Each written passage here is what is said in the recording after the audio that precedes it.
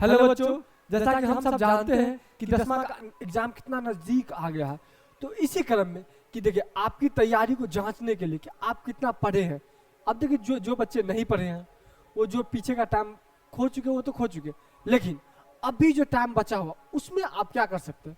तो उसी इंपॉर्टेंट कड़ी में मैं आपके लिए लेकर आऊँ फिजिक्स का एक बहुत ही प्यारा टॉपिक जिसका नाम है प्रकाश का अपवर्तन। क्या प्रकाश का अपवर्तन? यह एक वन शॉट वीडियो है। इसका मतलब है कि आप अगर इसे पूरा देख लेते हैं तो फिर इस टॉपिक में आपको कुछ भी करने की जरूरत नहीं है। बस एक बार देख ले और पूरा देखे, क्या करें पूरा, और लास्ट टाइम एक बार रिवीजन कर लीजिए, उसके बाद आपको कोई दिक्कत नहीं है। तो क्लास स्टार्ट करते चलिए।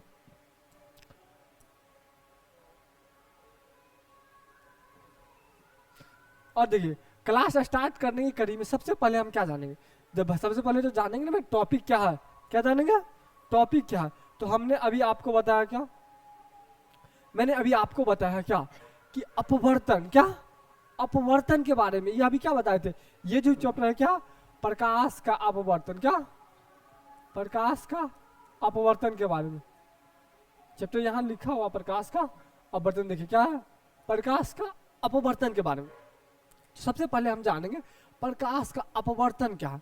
पहले यही नहीं जानेंगे प्रकाश का अपवर्तन होता क्या है। तो प्रकाश के अपवर्तन में सबसे पहले जानते हैं कि प्रकाश का अपवर्तन होता क्या है। तो जाने जब प्रकाश की किरणें क्या करते हैं, जब वो प्रकाश की किरणें एक माध्यम से, देखिए जब वो प्रकाश की किरणें एक माध्यम से दूसरे माध्यम में प्रवेश करती है, क्या करती है, जब वो प्रकाश की किरणें जैसे यहाँ से आ रही है, यहाँ से, तो इस माध्यम, ये माध्यम अलग हो गया, ये माध्यम अलग हो गया। जब प्रकाश की किरणें एक माध्यम से दूसरे माध्यम में प्रवेश करती तो उसका जो अपना पूर्व पथ है उससे विचलित हो जाती है। विचलित जो है इसी घटना को हम प्रकाश का अपवर्तन करते। क्या करते हैं? प्रकाश का अपवर्तन करते। एक बार और ध्यान से सुनिएगा। तो ये बोले थे कि देखिए जब प्रकाश की किरणें, क्या, जब प्रकाश की किरणें एक माध्यम से दूसरे माध्यम में जाती है तो वह अपने पथ से विचलित हो जाती है। जैसे अगर ऐसे जा रहा था तो थोड़ा टेढ़ा हो गया या इधर हो गया, वो तो क्या होता है, अपने पथ से विचलित हो जाती है। इसी घटना को हम क्या कहते हैं, प्रकाश का अपवर्तन कहते हैं। क्या कहते हैं? प्रकाश का अपवर्तन करते। समझ गया? कोई दिक्कत?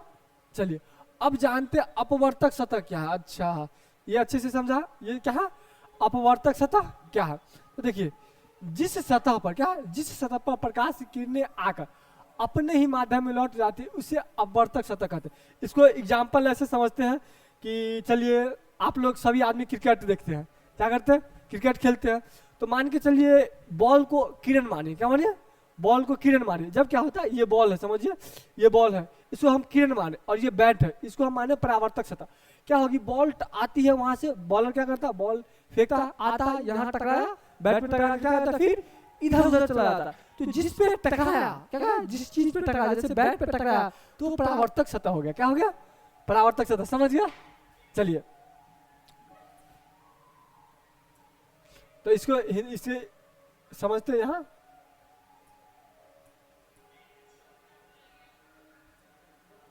चलिए क्या बोले कि जिस सतह पर प्रकाश की किरण आकर टकराता है, ऐसे एग्जांपल से ऐसे भी समझ सकते हैं। ये मान लिया हम एक सतह है, ठीक है, सतह है, और यहां से एक बॉल आई, क्या है, बॉल आई एकदम यहां से किरण यहां से टकरा के इधर ही लौट गई। तो जहां इस टकराई है इसे हम क्या बोलेंगे, परावर्तक सतह बोलेंगे। क्या बोलेंगे? परावर्तक सतह। समझ गया? अब हम लोग जानते हैं आपतित किरण, परावर्तित किरण, ये सब तो बहुत ही सिंपल है, एक ही बार में चलिए क्लियर कर लेते हैं सारा कुछ। पहले एक बार देख लेते हैं, नहीं पहले समझ ही लेते हैं, उसके बाद देखना तो है।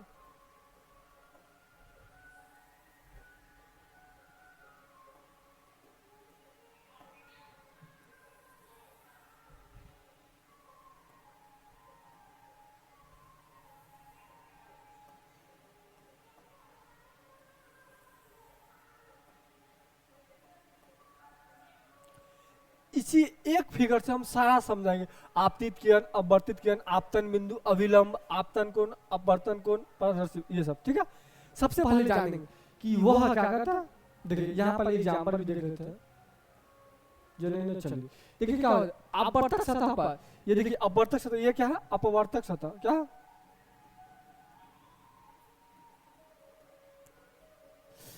हम क्या बोले, अपवर्तक सतह पर आने वाली जो किरणें हैं, ये देखिए यहाँ से अपवर्तक सतह पे आई, यही हो गया आपतित किरण। क्या हो गया? आपतित किरण। क्या बोलते हैं? आपतित किरण।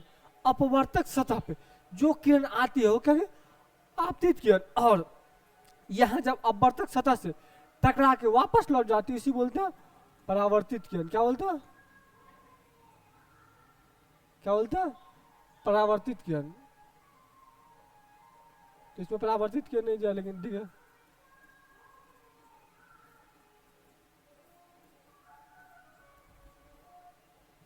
क्या बोलते हो? परावर्तित किरण। उसके बाद होता है आपतन बिंदु। क्या होता है? आपतन बिंदु। तो देखिए जहां पे ये टकराया है, आपतन बिंदु, इसे बोलते हैं आपतन बिंदु। क्या बोलते हैं? समझिए, जहां पे जी परावर्तक सतह के जिस पॉइंट पे, क्या होता है? परावर्तक सतह के जिस पॉइंट पे आपतित किरण टकराती है या आपतित किरण आके मिलती है, उसे ही हम लोग बोलते हैं अभिलंब, सॉरी आपतन बिंदु मिलते हैं। क्या बोलते हैं? आपतन बिंदु। इसमें से अगर ऑब्जेक्टिव में पूछ सकता है तो ये पूछेगा कि आपतन जो बिंदु है वो किस पॉइंट पे है, सॉरी किस सतह पे, अपवर्तक सतह पे कहाँ है, ये पूछ सकता है। तो हम लोग क्या बोलेंगे? अपवर्तक सतह पे आपतन बिंदु। जो आपतन बिंदु का पॉइंट है वो कहाँ रहता है? तो अपवर्तक, सॉरी अपवर्तक सतह पे। क्या रहता है? अपवर्तक सतह। उसके बाद हम लोग जानते हैं अभिलंब के बारे में। किसके बारे में? अभिलंब के। तो देखिए अपवर्तक सतह पर जो डाला गया लंब है उसे अभिलंब बोलते हैं। इसे क्या बोलते हैं? अभिलंब। क्या बोलेंगे? अभिलंब। अपवर्तक सतह पर जो डाला गया लंब है उसी को हम लोग बोलते हैं अभिलंब। क्या बोलते हैं? अभिलंब। कोई दिक्कत नहीं। चलिए, ये सब तो यही सब जाना जाता है, पूछा जाता है। उसके बाद इसके बाद होता है आपतन कोण। तो आपतन कोण ये है कि जब यहाँ पे आपतन कोण, ये आवर्तन कोण दिखाई दे,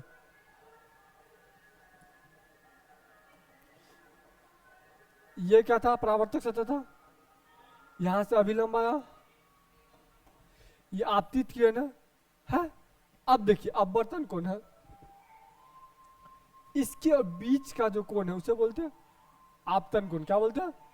आपतित किरण, सॉरी आपतित किरण और अभिलंब के बीच जो बना कोण है उसे हम बोलते हैं आपतन कोण। क्या बोलते हैं? आपतन कोण बोलते हैं। क्यों? क्योंकि देखिए अपवर्तित किरण, सॉरी आपतित किरण और अभिलंब के बीच का जो कोण है उसे हम लोग बोलते हैं आपतन कोण। क्या बोलते हैं? आपतन कोण बोलते हैं। उसका अपवर्तन कोण, इसी के बीच के जो कोण है उसे हम क्या बोलते हैं?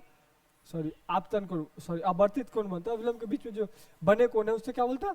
अपवर्तन कोण। जैसे अपवर्तन कोण नीचे जो आता है और इसके बीच में जो कोण बनता है उसे बोलते हैं अपवर्तन कोण। क्या बोलते हैं? अपवर्तन कोण। क्या बोलते हैं? अपवर्तन कोण बोलते हैं। समझ लो। अब देखिए सबसे पहले जानेंगे माध्यम क्या है। जैसे बोला है कि पारदर्शी माध्यम क्या है, तो हम सबसे पहले जानेंगे ना कि सॉरी पारदर्शी होता क्या, माध्यम जाने कि पारदर्शी होता क्या। तो पारदर्शी जानने के जिससे हम आर पार जा सकते हैं, जैसे कि यहाँ पे गेट है, इसके हम आर पार जा सकते हैं, तो क्या हो गया? इसे बोलते हैं पारदर्शी। क्या बोलते हैं? पारदर्शी या पारदर्शी जो आर पार, जिसमें लाइट आर पार कर सके, क्या उसे क्या बोलेंगे? पारदर्शी। जैसे हम यहाँ पे गेट लगा दी और लाइट आर पार कर दे, क्या हो गया? पारदर्शी। वहीं पे यहाँ पे हम क्या किए? एक मोटा सा दीवार बना दे। क्या कर दे? एक मोटा सा दीवार बना दे। अब लाइट यहाँ से आर पार नहीं कर पा रहा, तो इसे क्या बोलेंगे? अपारदर्शक। क्या बोलेंगे? अपारदर्शक। इसके बारे में आगे हम डिटेल से जानेंगे, लेकिन अभी जो हमको जानना है बस उतना जानते हैं। तो क्या पारदर्शी माध्यम कितने प्रकार के होते हैं? इसमें पारदर्शी माध्यम दो प्रकार के होते हैं। क्या होते हैं? दो प्रकार के। पहला है विरल माध्यम। क्या है? विरल माध्यम। दूसरा सघन माध्यम। पहला क्या है? विरल माध्यम। दूसरा क्या है? सघन माध्यम। अब चलिए जानते हैं विरल माध्यम। इसमें विरल माध्यम में, सघन माध्यम में, विरल माध्यम में क्या? प्रकाश का जो स्पीड है, लाइट ऑफ स्पीड, प्रकाश का जो स्पीड है वो तेज होता है, और विरल माध्यम में क्या होता है? कम, सॉरी सघन माध्यम में क्या होता है? कम होता है। इससे पूरा कम नहीं होता, लेकिन इसके मुकाबला थोड़ा कम होता है। वही सब जानेंगे। चलिए यहाँ क्या, आप बस तो सुनना, आपका काम बस सुनिए। देखिए विरल माध्यम का, जब एक माध्यम से, देखिए जब एक माध्यम का सापेक्ष में दूसरे माध्यम में प्रकाश की चाल अधिक हो उसे हम बोलेंगे विरल माध्यम। जैसे कि हम बोले, सॉरी एक बार सुनिए, जब एक माध्यम के सापेक्ष में दूसरे माध्यम में प्रकाश की चाल अधिक हो तो उसे हम क्या बोलते हैं? उसे बोलते हैं विरल माध्यम। जैसे यहाँ एक माध्यम है और यहाँ एक माध्यम, यहाँ प्रकाश की स्पीड क्या है? ज्यादा है, और यहाँ क्या है? जैसे यहाँ मान ले 8, कुछ भी मान लेते अपने मन से मान लीजिए, जैसे ऐसा होता है 3 के 10 8 मीटर सेकंड, और यहाँ उससे थोड़ा कम है, तो ये क्या हो गया विरल माध्यम, ये क्या हो गया सघन माध्यम, ये क्या हो गया विरल माध्यम, ये सघन माध्यम। क्यों? क्योंकि यहाँ प्रकाश की स्पीड क्या ज्यादा हो, यहाँ कहाँ कम है। इतना समझ गया? अब चलिए ये बहुत ही इंपॉर्टेंट, क्या ये सभी आदमी नोट कर लीजिए, ये पूछ सकता है कि हवा में प्रकाश की चाल कितना होती है। तो हवा में प्रकाश की चाल कितनी, 3 गुने 10 के पावर 8 मीटर पर सेकंड। क्या बोलते हैं 3 गुने, सभी आदमी 3 गुने 10 के पावर 8 मीटर पर सेकंड। क्या बोलते हैं 3 गुने 10 के पावर 8 मीटर पर सेकंड। उसके बाद आता है जल में प्रकाश की किरण। जल की बात करेंगे तो देखिए थोड़ा सा कम हो गया, कितना 2.25 गुने 10 टू द पावर 8 मीटर पर सेकंड। ये चीज आपको हमेशा याद रखें, क्योंकि ये ऑब्जेक्टिव में कभी भी पूछ सकता है ना कि निर्वात में या इसमें। निर्वात में पूछे तो हवा, आप कभी कभी निर्वात दे देता तो कंफ्यूज मत हो जाए कि हवा, हम हवा में देखे थे निर्वात कैसे आ गया। तो इसके लिए बिल्कुल घबराना नहीं है। निर्वात या हवा बात वही है। जब ये पूछे हवा में या निर्वात में प्रकाश की चाल कितनी है, तो आपको क्या बताना 3 गुने 10 के पावर 8 मीटर सेकंड। और कभी जल में पूछे तो 2 गुने 2 के पावर 5 मीटर सेकंड। और उसके बाद हम लोग देखेंगे हवा में प्रकाश की चाल वही है। कांच में प्रकाश की चाल देख लीजिएगा। अगर मान के चलो अगर हवा क्या विरल माध्यम है, कांच क्या सघन माध्यम, ये सब थोड़ा याद करने की कोशिश किया कि देखिए क्या हवा में प्रकाश की चाल इतना, हम अभी यहाँ लिखा पानी में 2.25, कांच में प्रकाश की चाल 2 गुने 10 के पावर 8 मीटर। अगर बोलेगा कि हवा हमारा कौन सा माध्यम है, तो क्या बताएंगे विरल माध्यम है। क्या है विरल माध्यम है। कांच हमारा कौन सा माध्यम है, तो क्या बताइए सघन माध्यम है। क्या है सघन माध्यम है। चलिए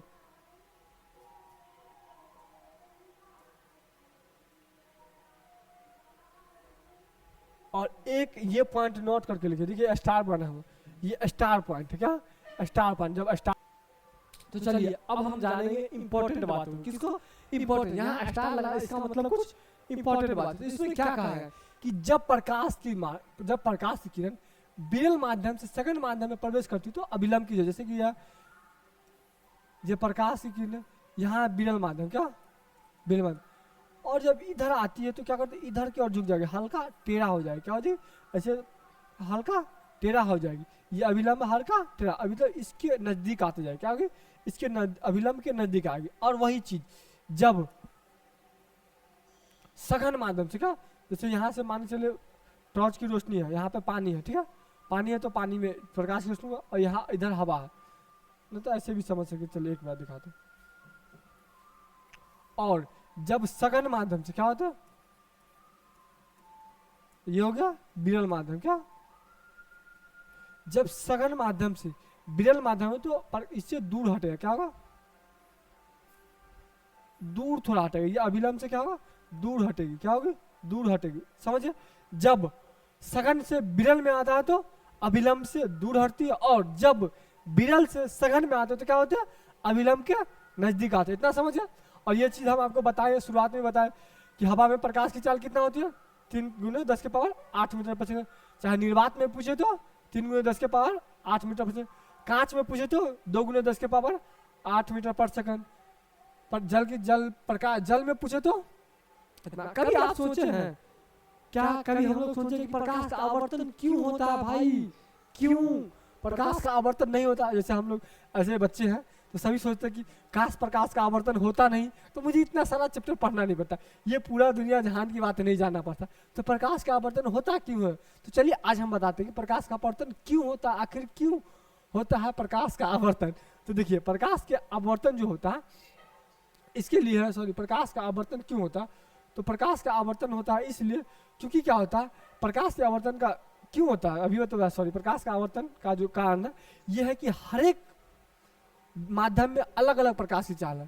क्या प्रकाश के चाल डिफरेंट होने के कारण प्रकाश का आवर्तन होता है। क्या होता है अगर प्रकाश की चाल सभी माध्यम में एक जैसा हो तो क्या होगा कभी भी प्रकाश का आवर्तन नहीं होगा। लेकिन क्या है प्रकाश का चाल हर एक माध्यम में अलग अलग है, जैसे कि हवा में देखे कुछ अलग है, पानी में देखे कुछ अलग है, निर्वात में देखे कुछ अलग, कांच में देखे कुछ अलग। इसी कारण क्या होता है प्रकाश का अपवर्तन होता है। समझ गया कि अगर कभी आपसे कोई पूछे, जैसे कि अभी गांव घर में ऐसा होता कि आप पूछेगा कि अभी कोई आप किताब लेके जा रहे हैं, कोई पूछ दिया कहाँ से आ रहा है, तो आप बोले पढ़ के आ रहे हैं, तो बोला क्या पढ़ के आ रहा है, तो आपने बोला कि फिजिक्स का प्रकाश का आवर्तन पढ़ के आ रहा है।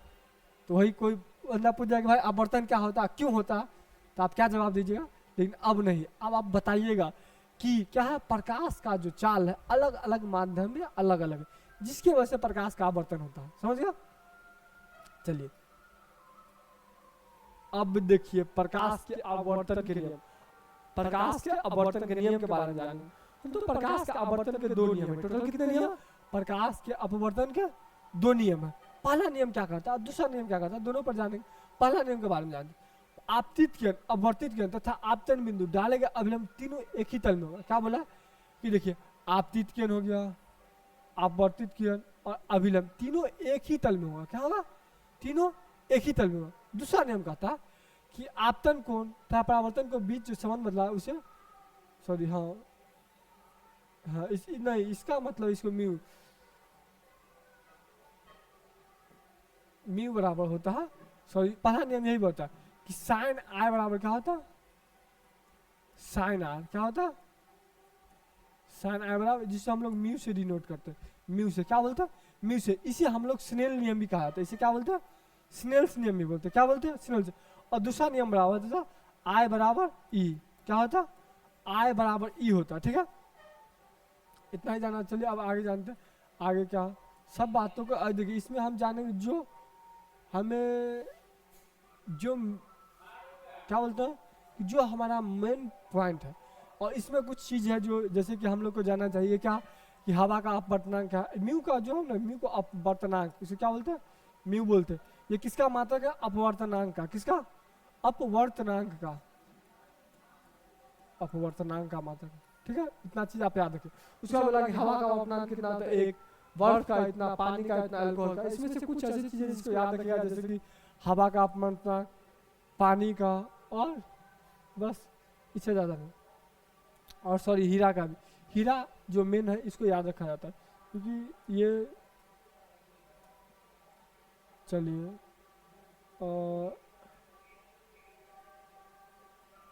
हाँ अच्छा नहीं यहाँ से नहीं,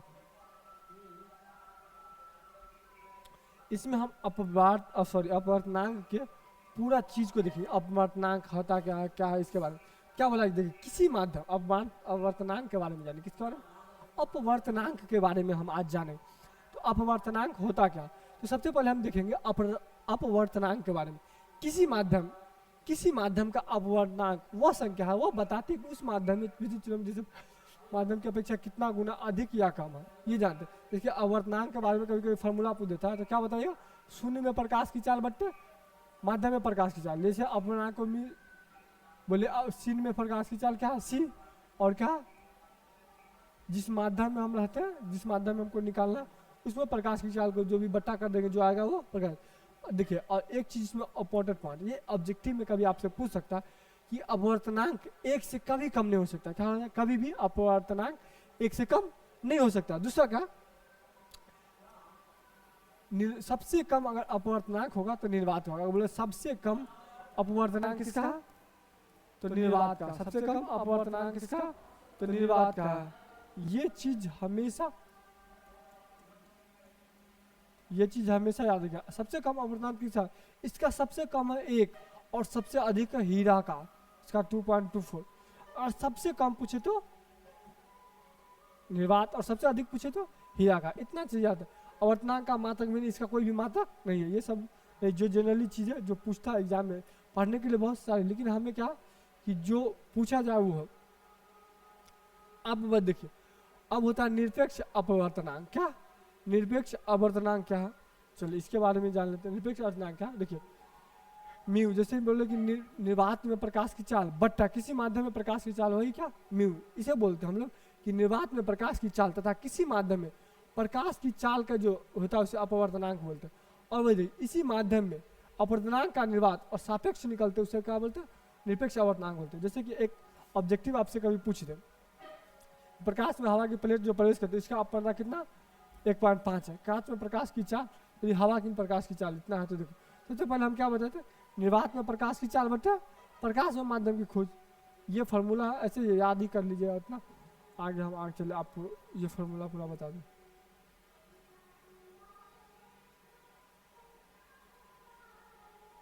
प्रिज्म के बारे में जानेंगे, किसके बारे में जानेंगे? प्रिज्म के बारे में। पूरे शॉर्ट कर ये देखिए, आपको ये दिख रहा, ये प्रिज्म।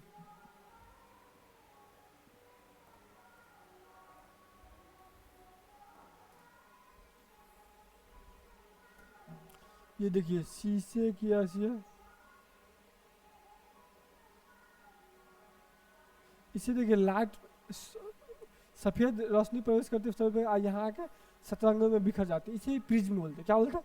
प्रिज्म। तो इसको हम लोग अच्छे से समझते हैं कि आखिर प्रिज्म होता क्या। चलिए देखिए, प्रिज्म का कांच के बना हुआ, क्या कांच का बना हुआ ऐसा पारदर्शी माध्यम जिसका तीनों फलक घिरा होता। क्या होता? जिसका तीनों फलक घिरा होता तथा जिसका कोई दो फलक आपस में समांतर न हो, प्रिज्म कहलाता। क्या कहलाता? प्रिज्म कहलाता। इतना सा प्रिज्म के बारे में, इसके बारे में भी उतना नहीं जानते। उसके बाद हम लोग जानेंगे प्रकाश का वर्ण विक्षेपण। क्या बोलते हैं? प्रकाश का वर्ण विक्षेपण क्या कहते हैं? श्वेत प्रकाश या सूर्य की जब यहां से लिखिएगा, यहां से आप लोग लिखिए, देखिए जब प्रकाश की किरणें, क्या देखिए क्या बोला, सूर्य की प्रकाश जब किसी प्रिज्म से होकर गुजरता तो अपने विभिन्न रंगों में अवयवों में विभक्त हो जाता है, उसी घटना को हम वर्ण विक्षेपण। जैसे कहने का ये मतलब, देखिए सूर्य की प्रकाश आई, इस प्रिज्म पे पड़ा, क्या हुआ? इस प्रिज्म पे पड़ा और विभिन्न विभिन्न प्रकार के 7 रंगों में टूट गया। इसी घटना को हम लोग वर्ण विक्षेपण बोलते हैं। समझ गया कि जब सूर्य की प्रकाश आती है और प्रिज्म पे पड़ती है, और प्रिज्म में पड़ने के बाद क्या होता है, वो विभिन्न रंगों में बिखर जाती है, लाल, पीला, हरा, इस सब में विभक्त हो जाती है। इसी घटना को हम लोग क्या बोलते हैं? वर्ण विक्षेपण कहते हैं। वर्ण विक्षेपण कहते हैं। क्या कहते हैं?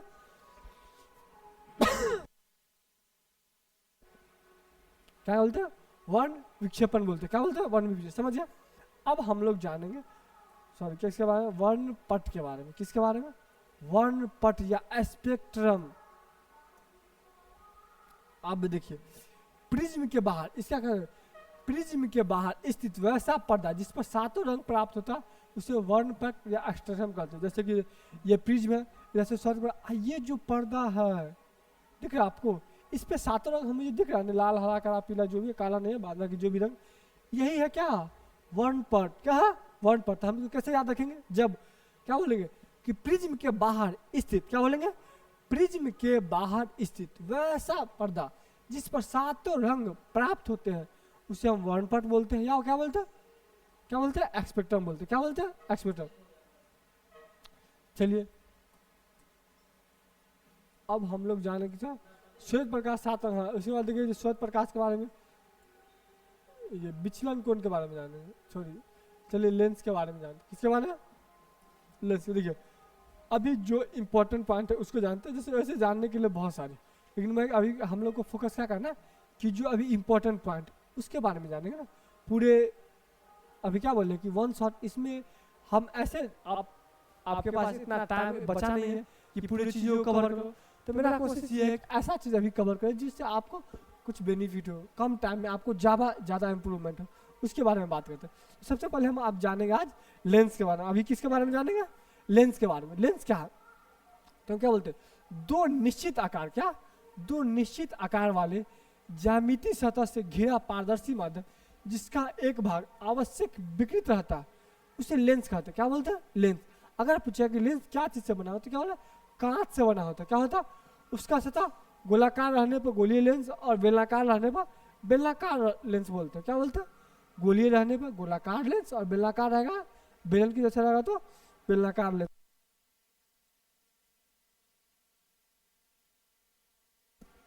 चलिए उसके बाद हम लोग जानेंगे गोलाकार लेंस मुख्य कितने प्रकार के, तो गोलाकार के बारे में जानेंगे, फिर बेलनाकार के बारे में जानेंगे। तो गोलाकार देखिए, अब इस पर ज़्यादा टाइम देने से कोई फायदा है नहीं, क्योंकि आपको बहुत सारी चीज़ सीखना।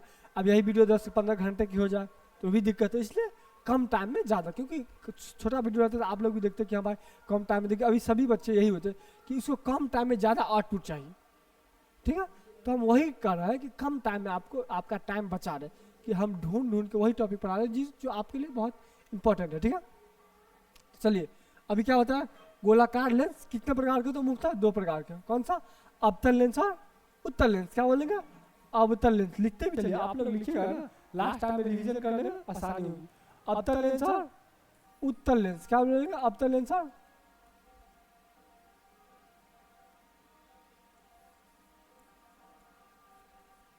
अवतल लेंस और उत्तल,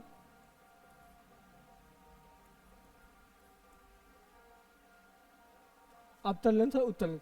और फिर अवतल लेंस के बारे में जाने, उत्तल लेंस के बारे में जाने, अवतल लेंस क्या है उत्तल लेंस है, ये दोनों के बारे में जान लेते हैं, क्योंकि इससे हाँ इससे क्वेश्चन पूछा जाता है। देखिए अवतल लेंस, इसे हम लोग अभिसारी भी लेंस करते हैं, क्या बोलते हैं अभिसारी लेंस करते हैं। तो क्या बोला वैसा लेंस जिसका बीच का भाग पतला हो, क्या बोलेंगे वैसा लेंस जिसका बीच का भाग पतला हो एवं शीर्ष का भाग मोटा हो, उसे उस लेंस को हम अवतल लेंस बोलते हैं। जैसे फिर से मेरे साथ वैसा लेंस, क्या बोलेंगे वैसा लेंस जिसका बीच का भाग पतला हो, वैसा लेंस जिसके बीच का भाग पतला हो और शीर्ष का भाग मोटा हो, उसे हम बोलेंगे उत्तल लेंस। जैसे यहाँ है, जो देखिए आप लोग को सॉरी नहीं दिख रहा होगा, जो देखिए ठीक है बीच का भाग पतला और साइड का भाग मोटा है, इसे क्या बोलेंगे ये मोटा है बीच में पतला है, इसे क्या बोलेंगे उत्तल लेंस, क्या बोलेंगे उत्तल लेंस। और अवतल लेंस इसी का उल्टा हो जाएगा, वैसा लेंस जिसका बीच का भाग मोटा और साइड का पतला, उसे क्या बोलेंगे उत्तल लेंस। इसी का उल्टा, बस हम एक याद कर ले तो दूसरा स्वाभाविक याद हो, क्या वैसा लेंस जिसका बीच का भाग क्या मोटा हो और शीर्ष का भाग पतला, उसे क्या बोलेंगे उत्तल लेंस। ऐसे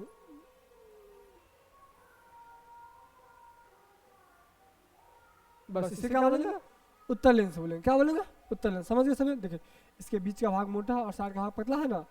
अब जानते हैं हम लोग उत्तल लेंस को अभिसारी लेंस क्यों कहते हैं, उत्तल लेंस को अभिसारी लेंस क्यों कहते हैं, इसका कोई तो रीजन होगा ना भाई, उत्तल लेंस को हम लोग अभिसारी लेंस क्यों कहते हैं। तो चलिए उत्तल लेंस को अभिसारी लेंस इसलिए कहते हैं क्योंकि ये मुख्य अक्ष से समांतर आ रही प्रकाश की किरणों को मुख्य अक्ष के एक बिंदु पर अवशोषित कर देते, इसलिए हम इसको अभिसारी लेंस कहते हैं। अगर हिंदी में इसको समझा जाए तो कहने का मतलब है, देखिए क्या बोलता है कि ऐसे ये लेंस है,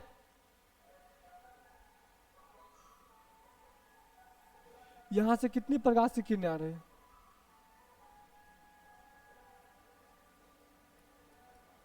इसको क्या किया सबको एक जगह मिला दिया, क्या किया एक जगह, इसीलिए इसको बोलते हैं अभिसारी लेंस। उत्तल लेंस को क्या बोलते हैं अभिसारी लेंस। इसे कहने का मतलब ये देखिए उत्तल लेंस क्या होता है अलग अलग दिशाओं से सॉरी समांतर जो भी अभिसारी लेंस में मतलब उत्तल लेंस पर जो भी समांतर आ रही सभी प्रकाश की किरणों क्या करता है एक बिंदु पर, देखिए यहाँ एक बिंदु पर सबको इकट्ठा कर देता है, वहाँ अवशोषित कर देता है, इसीलिए हम इसको बोलते हैं अभिसारी लेंस बोलते हैं। क्या बोलते हैं अभिसारी लेंस। इसी का उल्टा क्या होगा अवतल लेंस को बोलते हैं अपसारी लेंस। क्या बोलते हैं अपसारी। इससे काम क्या होगा कि एक पॉइंट से जैसे ये यहाँ जाते एक पॉइंट से अगर कोई जाएगा तो इसको विभिन्न विभिन्न दिशाओं में फैला देगा, क्या करेगा फैला देगा, इसीलिए इसको हम बोलते हैं अपसारी लेंस। क्या बोलते हैं अपसारी लेंस। इसमें एक चीज है इसका जो फोकस दूरी होता है वो पॉजिटिव होता है धनात्मक, किसका उत्तल लेंस का, क्या उत्तल लेंस का जो होता है पॉजिटिव होता है धनात्मक, और इसका क्या होगा इसी का उल्टा जो इसका होगा पॉजिटिव तो इसका होगा नेगेटिव। अगर आप एक याद कर लेते हो तो दोबारा याद करने की आपको जरूरत है, दूसरा याद करने की जरूरत है, क्योंकि इसी का उल्टा है। हम एक बार याद रखें ये पॉजिटिव है तो ये नेगेटिव है, कोई दिक्कत नहीं है। अच्छा हाँ लेंस होने के लिए क्या क्या शर्त होना चाहिए, ये सब ज़्यादा नहीं है लेकिन फिर भी अच्छा चलिए हाँ ये तो जानने से। लेंस होने के लिए क्या क्या होता है, लेंस होने की देखिए होने के लिए जब पदार्थ का आवर्तक माध्यम से ज़्यादा हो तो लेंस की क्षमता भांति कार्य करता, क्या होता है लेंस लेंस की भांति कार्य करता, अर्थात उत्तल लेंस के जैसा कार्य करेगा अवतल लेंस। ये तो कुछ इंपॉर्टेंट नहीं, हम जानेंगे अभी इसके बारे में। लेंस से कुछ महत्वपूर्ण बिंदु मतलब लेंस में क्या होता है, सबसे पहले जाएंगे वक्रता केंद्र के बारे में, प्रधान अक्ष के बारे में, फोकस के बारे में, ये सब जानेंगे। उसके बाद देखेंगे कि एक लेंस में दो वक्रता केंद्र दो दृश्य ये सब जानेंगे, ठीक है। चलिए सबसे पहले अभी आप ये सब जो इम्पोर्टेंट है वो देख लेते हैं लेंस द्वारा। हाँ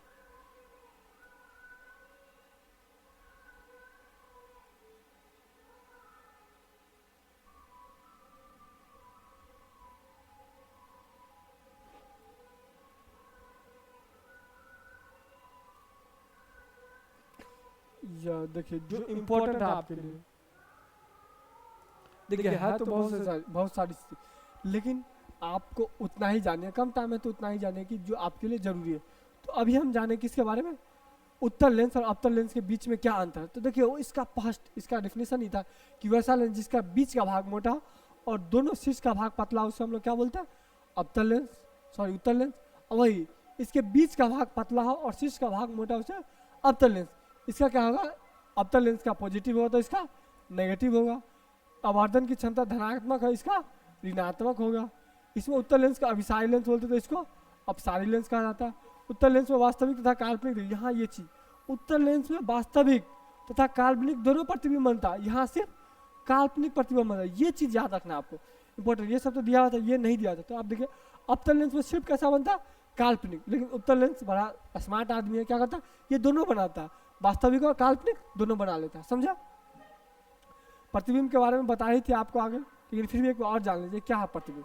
तो प्रतिबिंब क्या है? किसी बिंदु स्रोत से प्रकाश किरणें लेंस से अपवर्तन के बाद जिस बिंदु पर मिलती है या मिलती हुई प्रतीत भी होती है ना, उसे हम बोल देते हैं प्रतिबिंब। क्या बोलते हैं? प्रतिबिंब। एक बार अच्छे से इसको याद कर लीजिए, ये कभी पूछ देता है कि किसी बिंदु स्रोत से आ रही प्रकाश की किरण लेंस से अपवर्तन के बाद जिस बिंदु पर मिलती है या मिलती हुई प्रतीत भी होती है, उसे हम क्या बोलेंगे?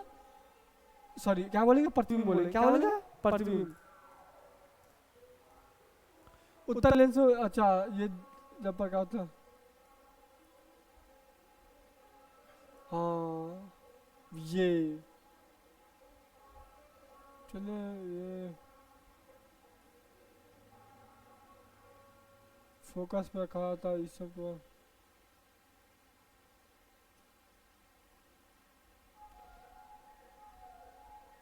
एक चीज आप याद रखिए कि लेंस की क्षमता को हम लोग डायोप्टर से नापते हैं। किसे? ये चीज देख लीजिए एक बार।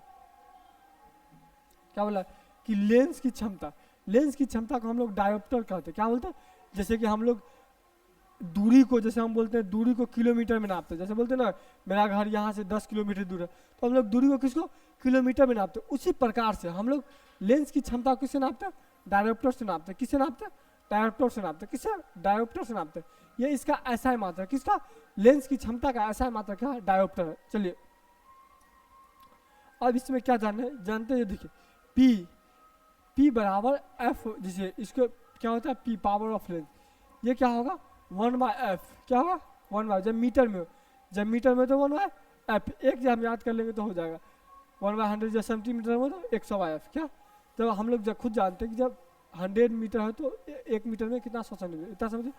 अब इसमें ऑब्जेक्टिव कभी पूछ देगा तो आप कैसे करिए? ऑब्जेक्टिव के बारे में जानेंगे। ऑब्जेक्टिव क्या है? जैसे बोला है कि यहाँ कि उत्तल लेंस में फोकस दूरी कितना है? 10 सेंटीमीटर। उत्तल लेंस की फोकस दूरी 10 है, तो इसका ये हमको जानना है कि क्या है। सॉरी क्या बोलते हैं इसको? लेंस की क्षमता क्या है? तो हम अभी बताए थे F बराबर क्या होता है? अब देखिए यहाँ सेंटीमीटर है, तो F बराबर क्या? ये सेंटीमीटर इसलिए 100 दिया। F बराबर क्या? तो 1/f। तो यहाँ सेंटीमीटर में तो 100/f है, तो 100/10। तो इसका क्या होगा? 10 डायोप्टर। कितना हो जाएगा? 10 डायोप्टर। समझ गए? अब देखिए -2 दिया। क्या दिया?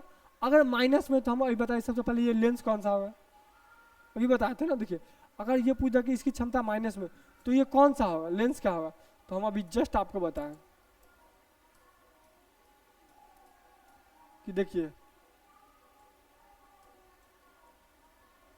अगर माइनस में है तो कौन सा लेंस है? अवतल लेंस है। कौन सा लेंस है? और यही पॉजिटिव में डायरेक्टर आता है तो उत्तल लेंस। इतना चीज तो आप लोग खुद ध्यान दीजिए। क्या अगर माइनस में आया तो क्या? अवतल लेंस, और प्लस में आया तो उत्तल लेंस। इतना चीज ध्यान रखिए। इसमें 2 सवाल है, आप लोग खुद करके बता जाए आंसर में, और जो भी है देख लीजिए। और ये सिद्ध करना, ये बहुत ही इंपॉर्टेंट है। इसमें फिगर नहीं दिख रहा तो कभी और आगे बता देंगे। इसमें का कुछ ये जान लेते। इन जो क्या बोले, देखिए यहाँ लिखा हो कुछ महत्वपूर्ण प्रश्न जो क्या कहते हैं परीक्षा में बार बार पूछे जाते, उसके बारे में जानेंगे। जो महत्वपूर्ण प्रश्न एग्जाम में क्या होता है बार बार पूछे जाते हैं। तो क्या बोला? इंद्रधनुष क्या? इंद्रधनुष क्या?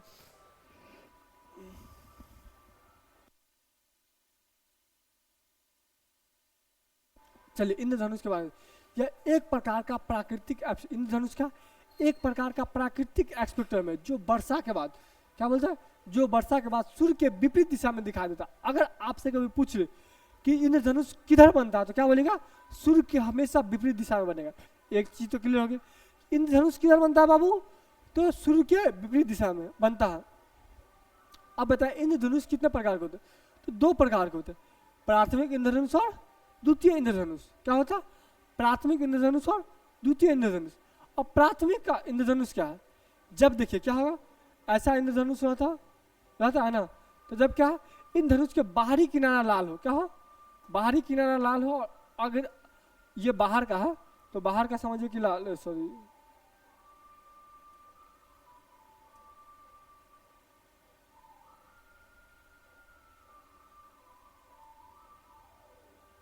जैसे बाहर का क्या लाल नहीं चला, चलिए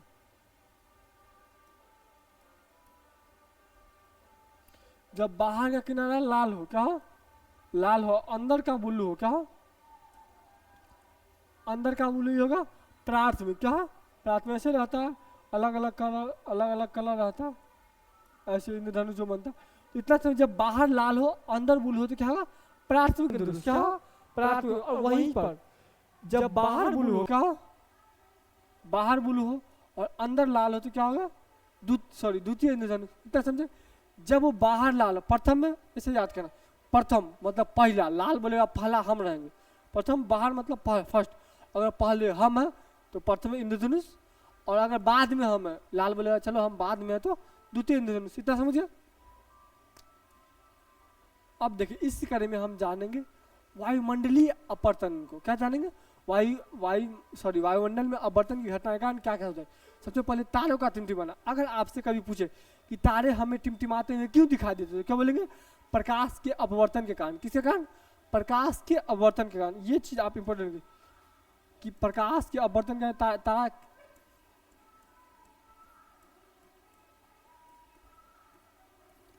तारा प्रकाश के अपवर्तन के कारण ही टिमटिमाते हैं। क्या करते हैं, तारा प्रकाश के अपवर्तन के कारण ही टिमटिमाते हैं। ये ऑब्जेक्टिव में पूछ देता है, इस चीज को आप याद रखिएगा, ठीक है। अब देखिए क्यों टिमटिमाते हैं, तो इसका रीजन है क्या, देखिए वायुमंडलीय अपवर्तन का तारे से निकलने वाली प्रकाश का होता है तीव्रता कभी बढ़ती है। जैसे वहां से प्रकाश की आ रही है तो क्या हो, आने वक्त में कभी प्रकाश की तीव्रता बढ़ती है कभी घटती है। क्या होती है, कभी घटती है, कभी धुंधली दिखाई पड़ती है, जिससे क्या होता है कभी तो चमकीला दिखाई देता है कभी धुंधला दिखाई देता है। इसी को हम लोग क्या बोलते हैं, टिमटिमाना बोलते हैं। क्या, टिमटिमाना। ग्रह क्यों नहीं टिमटिमाते, तो ग्रह टिमटिमाने का नहीं, किसके पास अपना क्या, ये सॉरी अपना प्रकाश नहीं है, जिसकी वजह से। और ये तारे की अपेक्षा पृथ्वी के काफी नजदीक है। क्या, ग्रह तारे बहुत दूर है, ग्रह सब क्या बहुत नजदीक है, जिसके कारण यहाँ की वायुमंडलीय आवर्तन का औसत लगभग बहुत शून्य हो जाता है, लगभग बहुत जीरो हो जाता है। इसकी वजह से ये क्या था, और दसो नहीं टिमटिमाते हैं। और दूसरा क्या, सूर्योदय एवं सूर्यास्त के समय सूर्य अंडाकार दिखता है, जबकि दोपहर के समय हमें गोल दिखता है। क्या करता है, गोल दिखता है। क्या रीजन है, क्या रीजन है भाई, कि सूर्योदय के समय या सूर्यास्त के समय सूर्य हमें कैसा दिखता, अंडाकार दिखता, और वही दोपहर के समय सूर्य हमें पूरा गोल दिखता। तो देखिए इसका मेन रीजन ये है, सूर्योदय और सूर्यास्त के समय वायुमंडलीय अपवर्तन अधिक होता है। क्या होता है, अधिक होता है, जबकि दोपहर के समय लंबवत होता है, जिससे प्रकाश की किरणें गिरती है, जिसका वायुमंडलीय अपवर्तन कम होता है। सूर्योदय और सूर्यास्त के समय क्या होता है, क्षैतिज रहता है सूरज, तो क्या होता है यहाँ ज्यादा अपवर्तन होता है। और दोपहर के समय हमारे सीधे सामने रहता है लंब, तो सीधा गिरती है, तो इसका अपवर्तन 9 के बराबर है, जिसकी वजह से वो हमें कैसा दिखता, गोल दिखता। समझिए। अब जानेंगे प्रकाश का प्रकीर्णन। ये तो आप बाबू आपको याद करना पड़ेगा,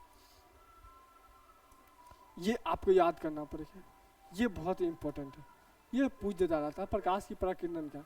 देखिए जब प्रकाश, क्या बोले, जब सूर्य की प्रकाश पृथ्वी में वायुमंडल में प्रवेश करती हो तो वायुमंडल में उपस्थित गैस, अणु, परमाणु प्रकाश अवशोषित कर लेते हैं और कुछ समय बाद प्रकाश के चारों दिशा में फैला देते हैं, जिससे हम घटना को प्रकाश का प्रकीर्णन कहते हैं। समझे, किससे, प्रकाश की किरण ऊपर से आ रही है। क्या करें, प्रकाश की किरण ऊपर से आ रही है, और जो हमारे वायुमंडल में विभिन्न प्रकार का गैस है उसको क्या किया, अवशोषित कर लिया और थोड़ी देर के बाद उसको चारों दिशा में फैला दिया।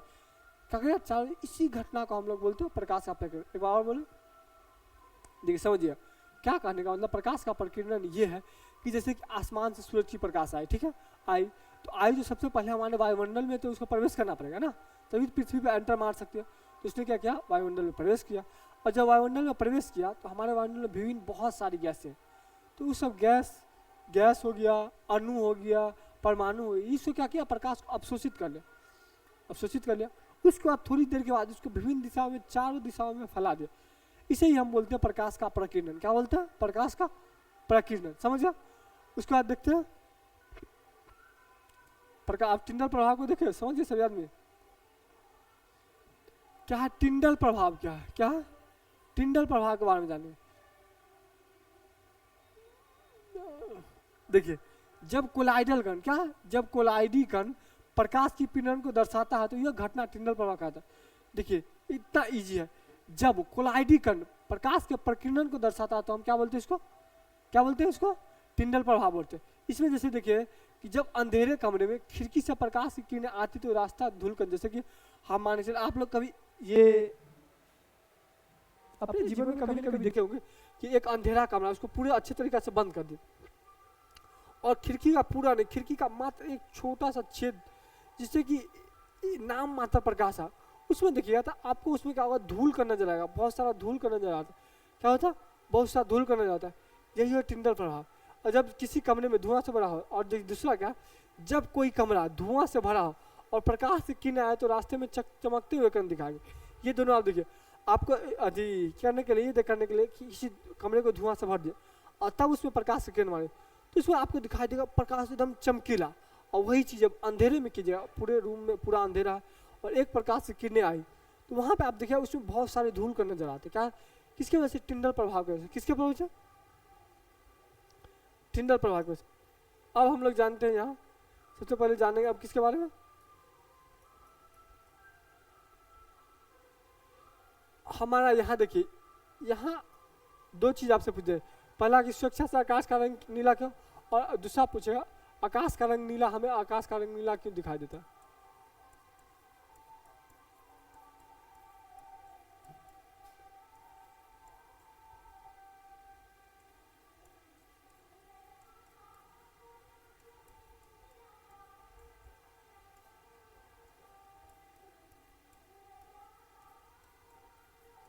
हमें आकाश का रंग नीला क्यों दिखाई देते हैं, ऐसा या तो मतलब स्वेच्छा से आकाश का रंग, स्वेच्छा का मतलब साफ, साफ आकाश का रंग नीला क्यों होता है, इसको हम साफ कर लेते हैं, लिख दिए कि साफ, साफ आकाश का रंग नीला क्यों दिखाई देता है। देखिए प्रकीर्णित प्रकाश क्या होता है, प्रकीर्णित प्रकाश की तीव्रता, त्रिवृत्त, तरंगवद के चौथा भाग, ये सब इतना ज्यादा नहीं रहेगा, सॉरी आप प्रकीर्णित ज्यादा। इसमें कहने का ये मतलब कि देखिए इसमें थोड़ा लेंदी दे दिया तो लेंदी आपको याद नहीं करना, इसमें यह करना है, कहने का ये मतलब है कि देखिए जब सूर्य की प्रकाश से किरणें आती, क्या होती है, सूर्य की प्रकाश की किरणें आती है आसमान से तो हमारे वायुमंडल में जब प्रवेश करती है वहाँ विभिन्न गैस प्रकाश का क्या बोलते हैं उसको, प्रकाश की प्रकीर्णन की वजह से क्या होता है, बहुत से गैस अणु उसको अवशोषित कर लेते, क्या कहते हैं, अवशोषित कर लेते। और तरंग दर जिसका होगा, जिसका तरंग दर अधिक रहता है उसका परिणय कम होता है, जिसका तरंग दर जितना अधिक होगा उसका प्रकीर्णन उतना कम होगा, जिसका कम होगा उसका उतना अधिक होता है। तो इसलिए बैंगनी और नीले रंग का प्रकाश किरण ज्यादा होता है, उसका तरंग दर कम होता है, इसका ज्यादा था, इसीलिए आकाश का रंग हमें नीला दिखाई देता है। क्या करता, नीला दिखाई देता। और एक चीज और इसमें बोलेगा कि आकाश का रंग नीला क्यों दिखाई देता, तो हम लोग क्या बोलेंगे, आकाश का रंग नीला हमें प्रकाश के प्रकीर्णन के कारण दिखाई देता है। क्यों दिखाई देता, आकाश का रंग नीला हमें किसके कारण, प्रकाश के प्रवर्तन के, सॉरी प्रकाश के प्रकीर्णन की वजह से आता है। और दूसरा चीज आकाश, अच्छा अंतरिक्ष जगह हम लोग को तो भाई दिखता है काला, सॉरी हम लोग को आसमान तो नीला दिखता है, लेकिन अंतरिक्ष में जो आदमी उसको काला क्यों दिखता है, तो काला दिखने का रीजन ये है कि वहाँ पर वायुमंडल है नहीं, और जब वायुमंडल है नहीं तो प्रकाश की प्रकीर्णन होती नहीं, और जब प्रकाश की प्रकीर्णन नहीं होगी तो हमें आकाश कैसा दिखेगा, काला ही दिखेगा। अब देखिए बादलों का रंग क्यों सफेद है, ये देख लीजिएगा। अच्छा ये चीज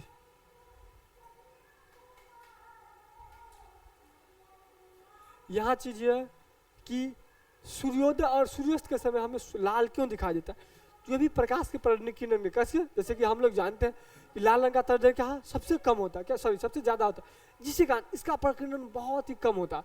और जब कम होता है तो क्या होगा, सबसे उस टाइम में सूरज सबसे दूर रहता है, जिसकी वजह से क्या होता है, बहुत ज़्यादा दूरी होने का इसलिए सूर्यास्त और सूर्योदय के समय हमारा सूर्य लाल दिखाई पड़ता है। उसी प्रकार से खतरे का रंग को हम लाल क्यों कहते हैं, ये आप इंपॉर्टेंट है, इसको VVI में करके लिख लीजिए। जैसा कि जैसा वह लोग हम लोग जानते हैं कि लाल का वही चीज़ ये भी है, इसलिए दूर से हमको देखने के लिए अब लाल रंग का प्रकीर्णन कम होता है, तो हमें दूर से ही दिखेगा ना कि लाल रंग है, इसलिए खतरा का। अब हम लोग अगले में जानेंगे, अगले वीडियो में ऑब्जेक्टिव के बताएंगे। किसके बारे में?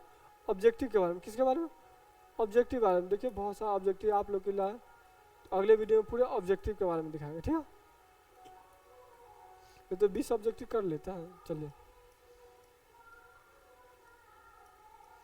20 ऑब्जेक्टिव भी कर लेते हैं।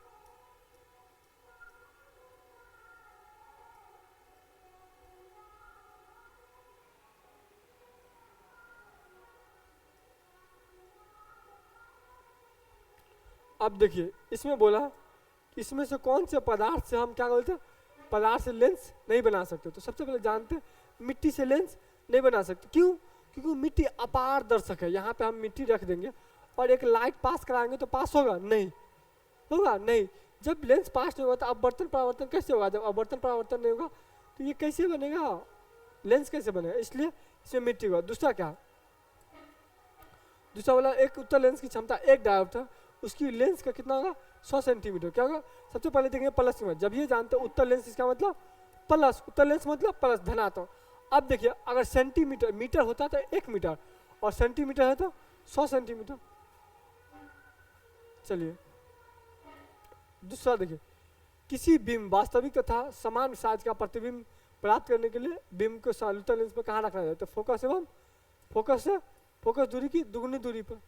ये चीज यहाँ देख लीजिए, ये सब ऑब्जेक्टिव। किसी गोलीय दर्पण में किसी पतले लेंस के दोनों फोकस दूरियां 15 लेंस दोनों। प्रकाश के आवर्तन के कितने नियम है? अभी बताया 2 नियम होते हैं। प्रकाश के परावर्तन के कितने नियम है? इसके भी 2 नियम है। सरल सूक्ष्मदर्शी के उपयोग किसका होता है? उत्तल लेंस का। अगर मान के चलता सरल सूक्ष्मदर्शी को देखना है तो हम किस लेंस का पढ़ेंगे? इसका। अपवर्तनांक का मान कहता है ऊपर आई होना चाहिए नीचे। ऐसे देखना आई और आर में दोनों में तो साइन लगा, लेकिन देखना आई और आर में छोटा कौन है? तो आई पहले आई आता है अल्फाबेट में, कहता है पहले आई, तो पहले ऊपर आई नीचे आई, ऐसे याद करने का ट्रिक है। उत्तल लेंस कैसा होता है? हम बताए किनारों के अपेक्षा बीच में मोटा होता है। उत्तल लेंस क्या होता है? बीच में मोटा होता है। अवतल लेंस का m बराबर कहता है u बटा v। ये देखिए गोलीय दर्पण में फोकस वेक्टर क्या होता है? r बराबर 2f। r बराबर, ये तो चीज हमेशा याद रखिए, r बराबर क्या होता है? 2f। r बराबर 2f। ये सब यही सब तो पूछता है भाई। आप लोग देखिए तो निर्गत को तो अवर के बीच में क्या हो? निर्गत को 1 मीटर फोकस दूरी तो 1 डायोप्टर। क्यों? उत्तल लेंस। अगर यहीं पर अवतल लेंस होता तो -1 होता। क्या होता? -1। ये सब यही सब है। चलिए फिर कभी, तब तक के लिए बहुत बहुत धन्यवाद। उम्मीद है कि आप लोग अच्छे से पढ़िए होंगे और अच्छे से रिवीजन, इसको एक बार और रिवीजन करिएगा तो याद हो जाएगा। उम्मीद है आप लोग को समझ में आई होगी। Thank you.